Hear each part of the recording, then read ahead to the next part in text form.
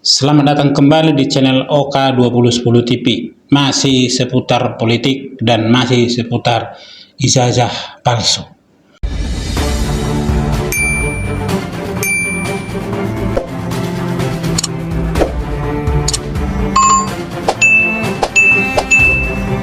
Berikut ini adalah orang-orang yang berteriak tentang ijazah palsu tapi penuh kepalsuan.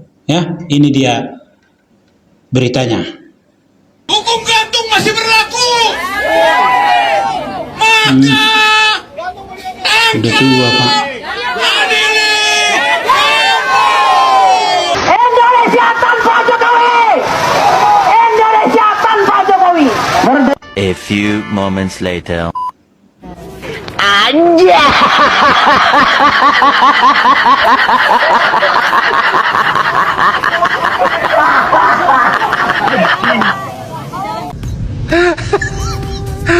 Nah, ini lagi si ibu.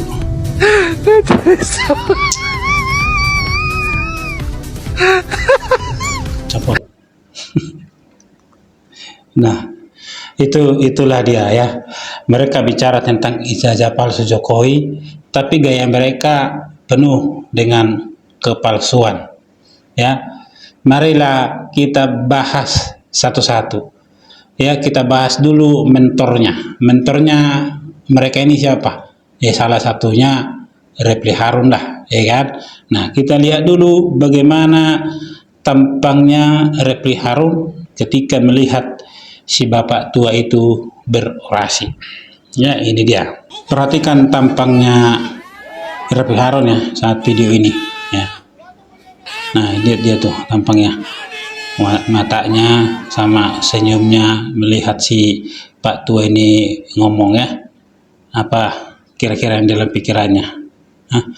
Kira-kira menurut pemahaman saya, menurut penilaian saya ya, seakan-akan dalam pikiran dia itu, wah ini Pak Tua nih, nggak mungkin juga lah hukum gantung gara-gara ijazah palsu kan begitu.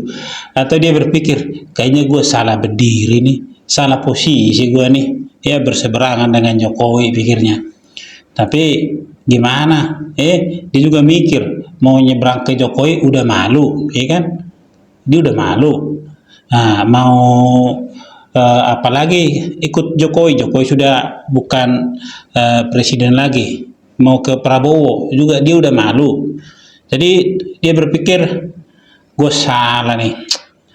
Ini orang juga gara-gara ijazah palsu orang mesti digantung, ya nggak mungkin juga, ya kan? Tapi dia nggak berani ngomong, padahal dia kan tahu dia pakar hukum loh, sekelas Refly Harun, ya. Nah ini lagi si ibu ini yang satu ini tukang orasi juga nih, ya. Dia orasi tanpa Jokowi katanya, padahal Jokowi bisa sampai 2 periode, ya. Jokowi bisa sampai 2 periode, ya. Dia berorasi tanpa Jokowi.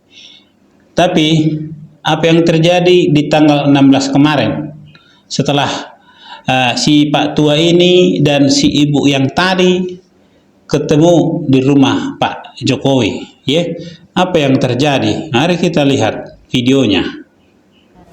Anja.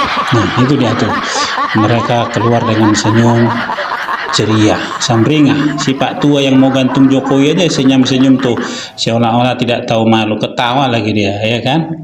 Mereka keluar dari rumah Pak Jokowi dengan senyum, ketawa, ya.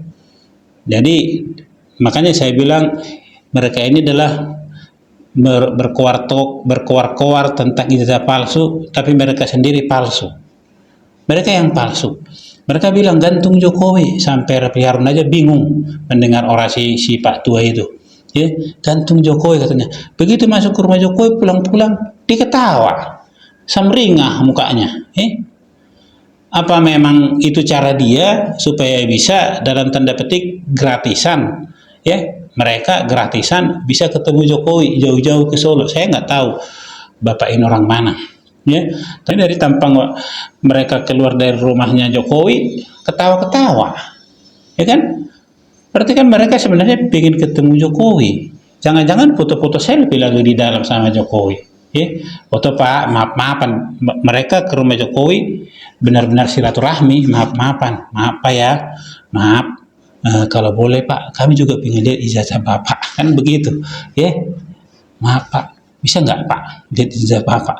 Ya, kami tidak ikut mereka sebenarnya Pak, cuman kami ke bawah dalam pikiran, ke bawah dalam suasana, dan kami ingin lihat ijazah Bapak, boleh nggak Pak? Ya begitulah mungkin kira-kira di dalam.